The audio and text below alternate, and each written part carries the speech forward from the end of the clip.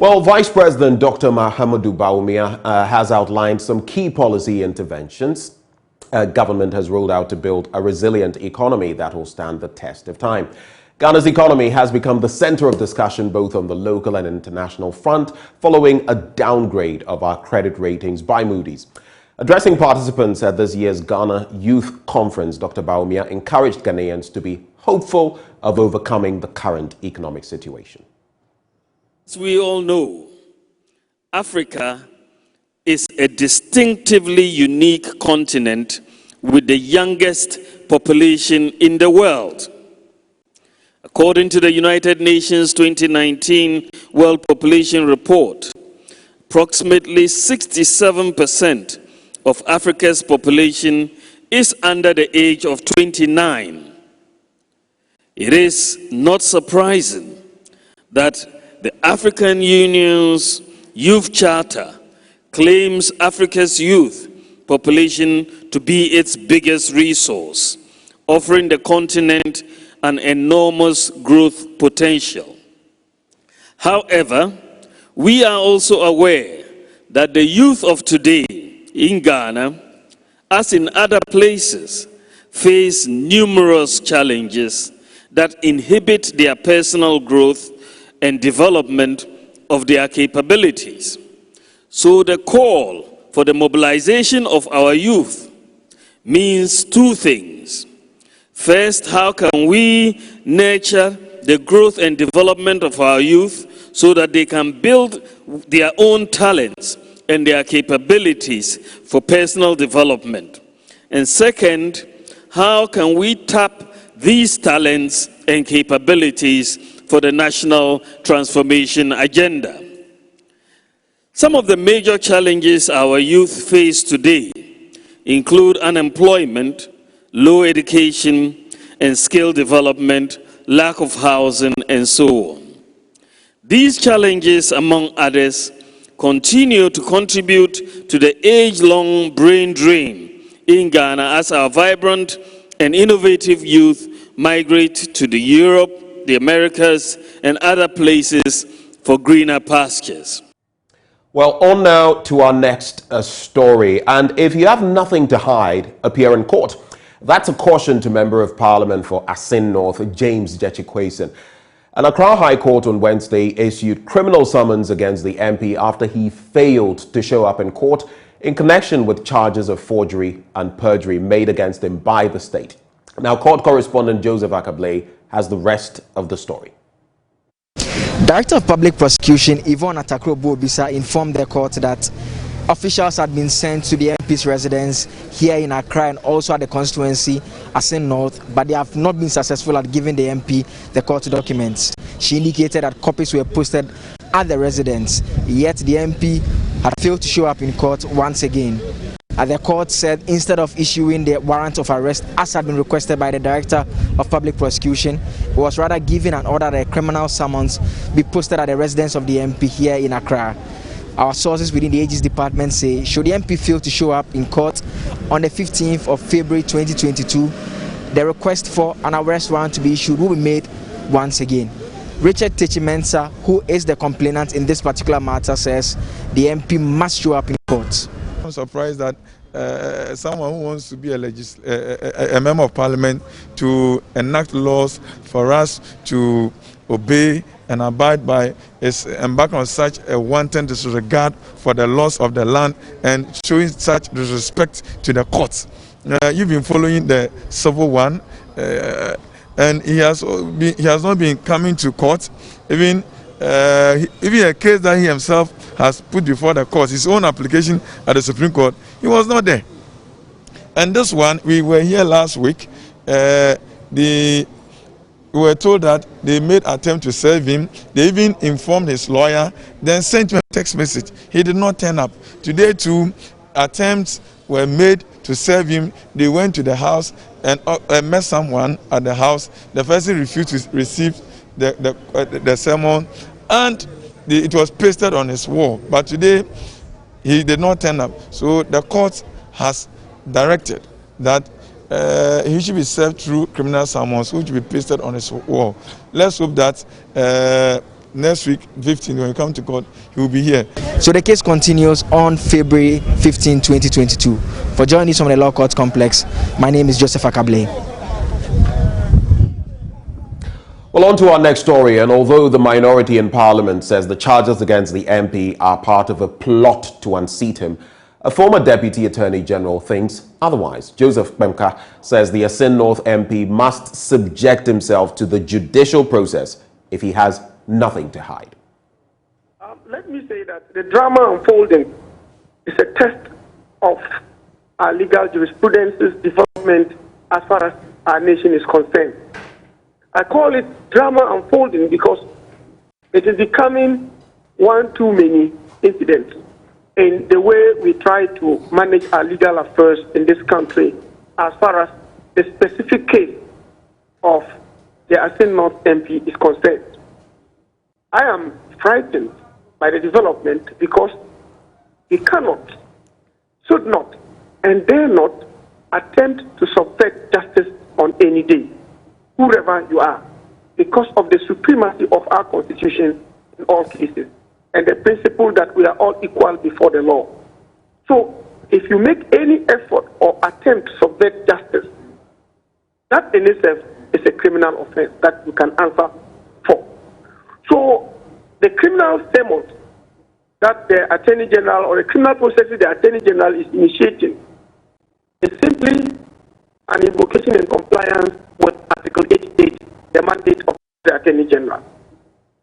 Therefore, I think that the best thing to do in the circumstances of this matter is for the honorable member to avail himself for trial or for the civil processes so that they can come to an effective conclusion. If it is in the criminal trial and he's innocent, he'll be acquitted and discharged. If it is in the civil case and he proves his case, he indeed will be declared to be the victor in the circumstances of them.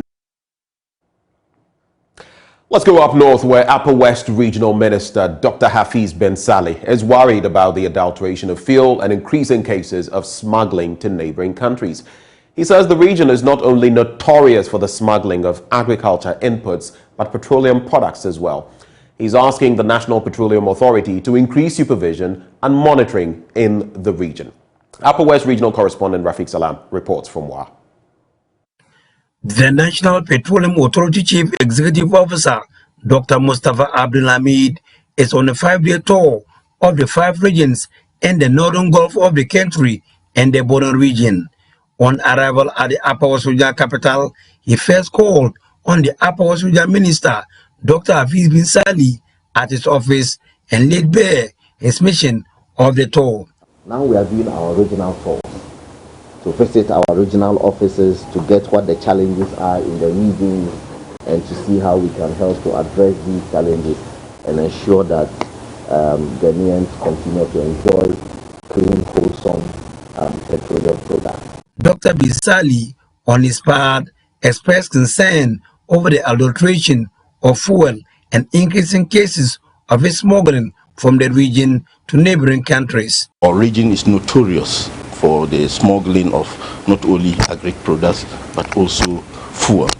And I want to assure you that as chairman of the Regional Security Council, we will liaise with you so as to be able to bring this issue to an end.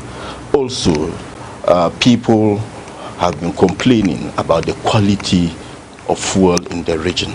I believe strongly that most of the fuel operators adulterate their fuel. So I want your people in charge of quality assurance to up their game. They should go around frequently. Responding to the concern of the regional minister, Director of Policy Coordination, Jacob Amwa, stated that they are aware of it and has put in measures, including naming and shaming of the actors to curtail it. So what we are currently doing is we sanction those who fall foul to these activities, and then we are adding is we're going to start the naming and the shaming, so that we will publish these stations that we think have failed with time, and then at least to warn the the motoring public not to patronize those stations. So these are activities we believe that once we enforce them would curtail this incidence of adulteration. The MPA chief executive later called on the overlord of the Wala traditional area, Nafusin Siripirpo IV. He spoke of the increasing fuel prices at the world market, which the government is grappling with. Comparatively, we are still better than many countries across the world. I'm sure you have heard about demonstrations and fighting, street fights, fires in places like Kazakhstan and so on because of the astronomical rise in the price of petroleum products. So we are trying one eye, and we shall continue to monitor the situation, and whatever it is, we shall recommend to the president, and as he has always done, will find ways of making life bearable for the Ghanaian people. Reporting for the news, Rafik Salam. Wow.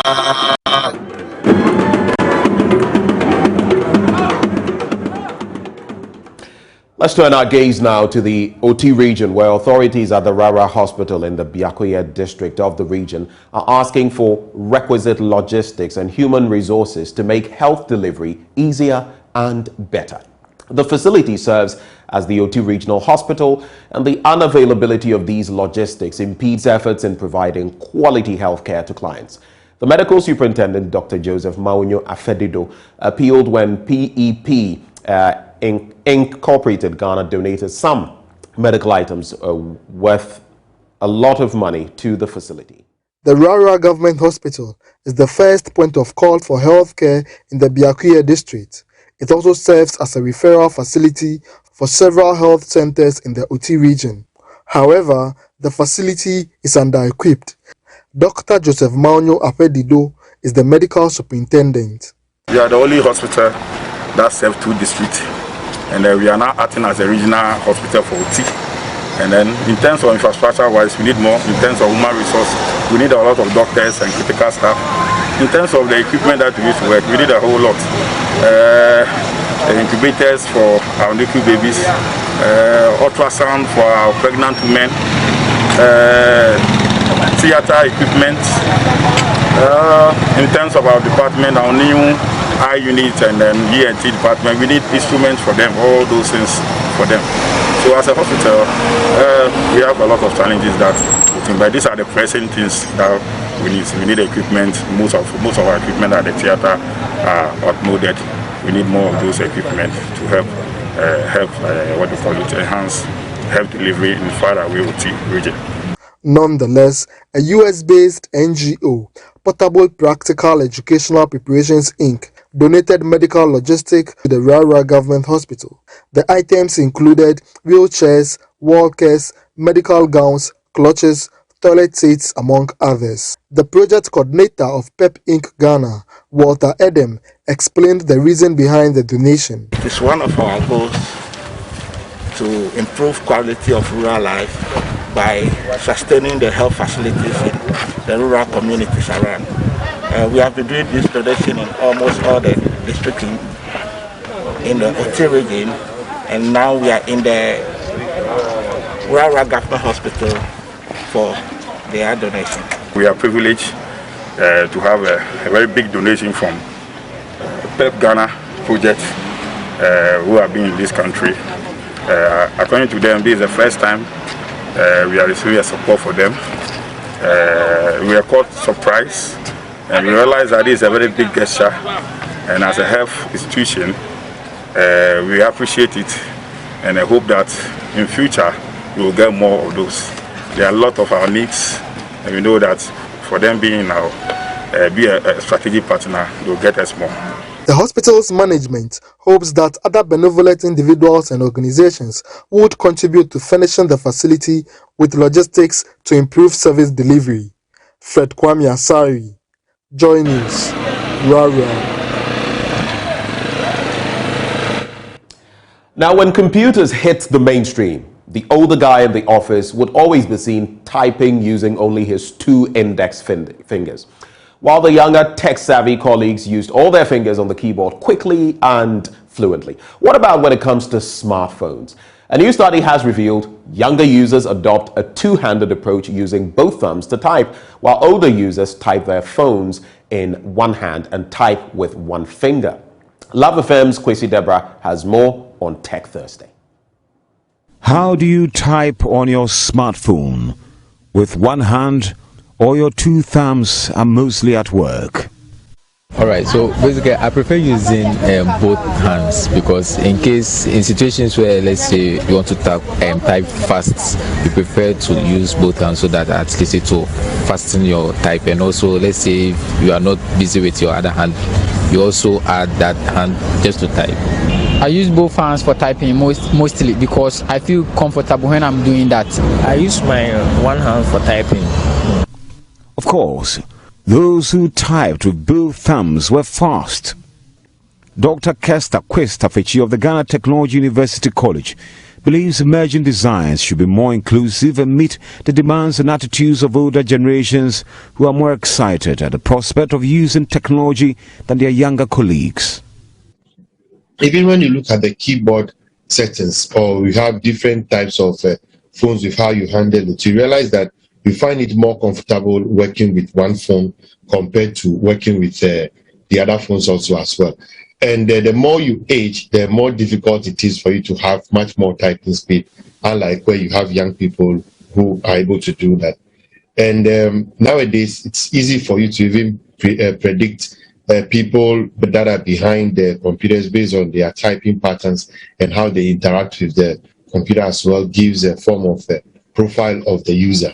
I think the best approach is the predictive testing, where if in case based on how the phone that they use is able to understand them based on the keywords and other things they use often, those tools can help them in speeding up their typing.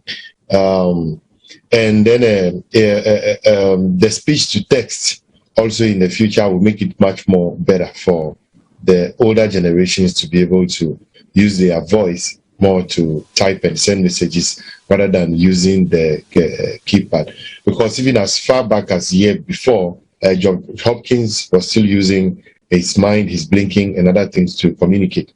And voice to speech or speech to text has been advanced over the years.